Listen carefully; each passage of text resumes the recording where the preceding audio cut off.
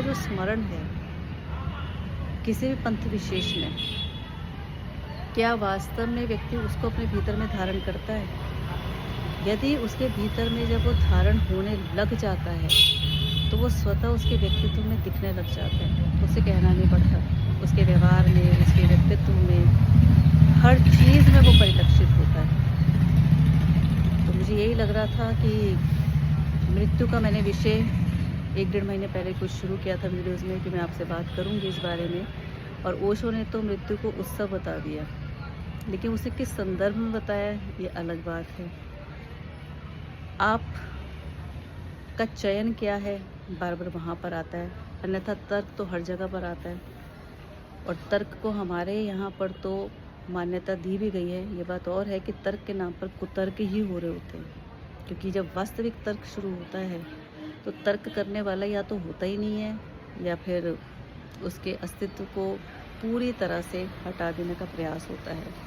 यदि आप तर्क के नाम पर कुतर्क कर रहे हैं, पूरा समूह कुतर्क कर रहा है, तो मोस्ट वेलकम होता है उनका। तो यही लग रहा था कि राम नाम कितना आत्मसात हुआ है, कितना नहीं। और ये एक बाहरी प्रक्रिया है, भीतर में तो रम हो ही रहा है, उससे बाहर तो कुछ भी नहीं है। जब ये चीज़ें महसूस होने लग जाती ना, समझ में आने के बाद, तो वास्तव में तब व्यक्ति की प्रकृति बदलती है।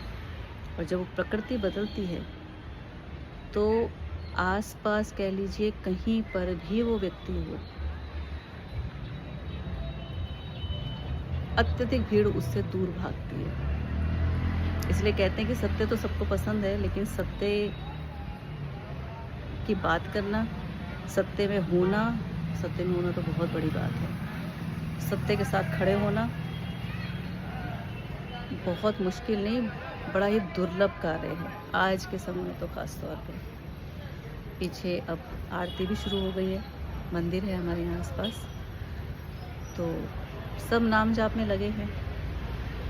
पर ये नाम जाप वो सीढ़ी है जो आपके भीतर की कलुषता को आपको दिखाती है, और उस कलुषता पे काम हमें खुद करना होता है। इसलिए गुरुजी कहते हैं कि इष्ट कृपा, ईश्वर की कृपा तो हर किसी को हो रखी है। क्यों? क्योंकि हम ईश्वर की योनि में आए हैं। ईश्वर की योनि नहीं, बल्कि हम मनुष्य की योनि में आए हैं। दूसरी कृपा गुरु की हो ही रखी है, भले साकार में मिले या आपको कुछ ऐसा ग्रंथ मिल जाए जो आपका मार्गदर्शन कर दे, वास्तविक मार्गदर्शन कर दे। तीसरी कृपा जो सबसे ज़्यादा दुर्लभ है, जिसमें वक्त लगता है, जिसमें दम लगता है, और कह लीजिए सीधा सीधा अहंकार को तोड़ने का काम होता है, वो होता है व्यक्ति की स्वयं की कृपा।